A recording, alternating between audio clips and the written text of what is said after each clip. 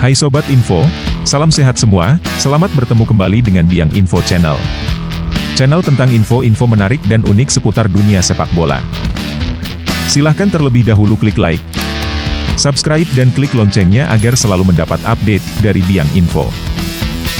Simak selalu videonya sampai habis ya Sobat, supaya tidak gagal paham.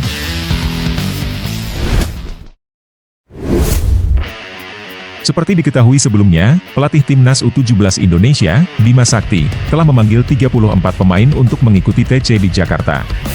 Dari hasil seleksi selama TC di Jakarta yang sudah berlangsung sejak 9 Juli 2023, kini PSSI mengumumkan 9 pemain yang dicoret oleh pelatih Timnas Indonesia U17. 9 pemain yang dicoret dari Timnas Indonesia U17 tersebut, termasuk 4 diaspora dan memulangkan Arkan Kaka. Arkan Kaka merupakan penggawa Persis Solo. Ia merupakan jebolan Timnas Indonesia U16 yang menjuarai Piala AFF U16 2022. Selain itu, adalah Muhammad Afazrial, PSS Sleman, Dimas Arya, Persipasi Bekasi, Muhammad Gaushirowi, Persib Akademi, dan Faisal Pratama Naufal, Persekat. Untuk pemain diaspora, meski belum semua pemain ikut dalam TC ini, sudah terdapat 4 pemain yang dicoret oleh Bima Sakti. 4 diaspora atau pemain keturunan yang bermain di luar tersebut yaitu Ernathan Ang, Staffan Kabiel Horito, Mahesa Ekayanto, dan Madrid Augusta. Sedangkan pemain keturunan Indonesia berhasil yakni Welber Jardim, belum bergabung dengan tim. Hal ini karena Welber masih bermain dengan Sao Paulo di negeri Samba tersebut. Untuk itu, kemampuan Welber akan dilihat saat bergabung dengan tim nantinya.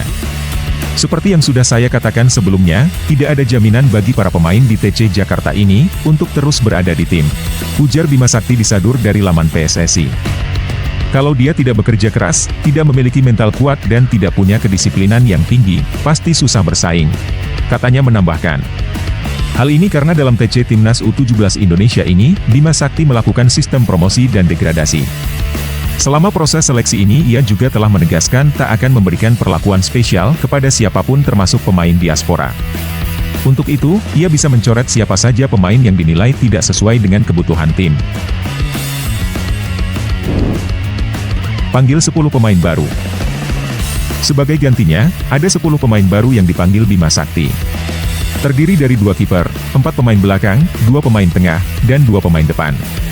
Tentu kami sangat selektif, memilih pemain dan mencari pemain sesuai kebutuhan tim. Kriteria yang kami cari, tentu dari kualitas pemain tersebut, skill individu, chemistry dengan teman-temannya, mental, disiplin, dan lain-lainnya, imbuh Bima Sakti. Dari 10 pemain baru itu, akan ada penambahan pemain diaspora baru.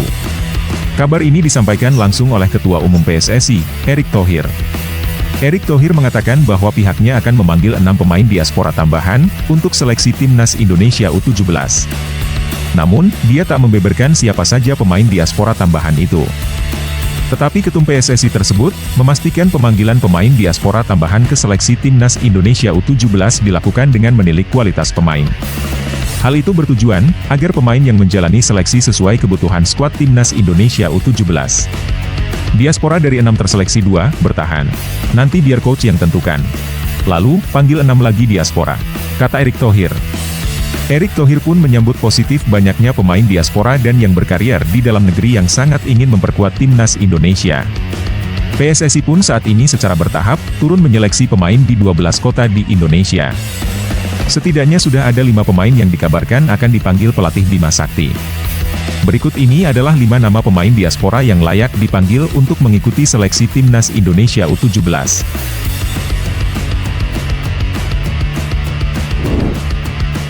Gabriel Hanwilhoff-King.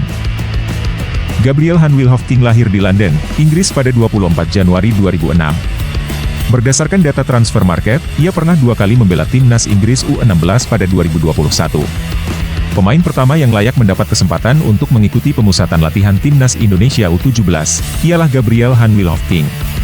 Pasalnya, Gabriel Hanwilhoff-King merupakan pemain potensial yang kini tengah menimba ilmu di Inggris bersama Tottenham Hotspur.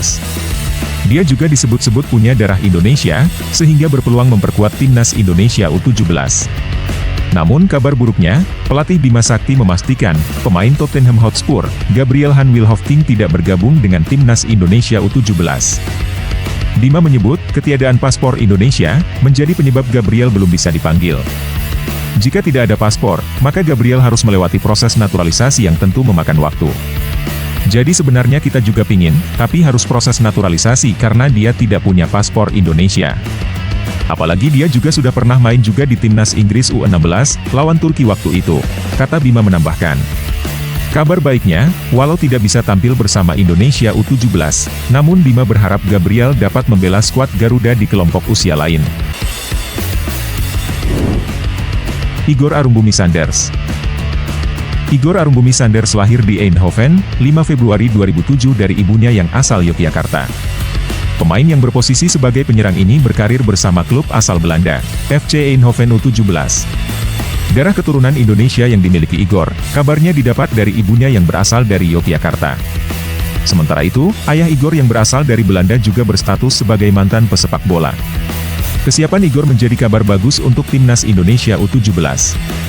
Mengingat, mereka kini memperkuat klub Eropa sehingga kualitasnya sudah teruji. Atas kesediaannya tersebut, Igor Sanders bakal segera merapat untuk mengikuti seleksi jelang Piala Dunia U17 2023.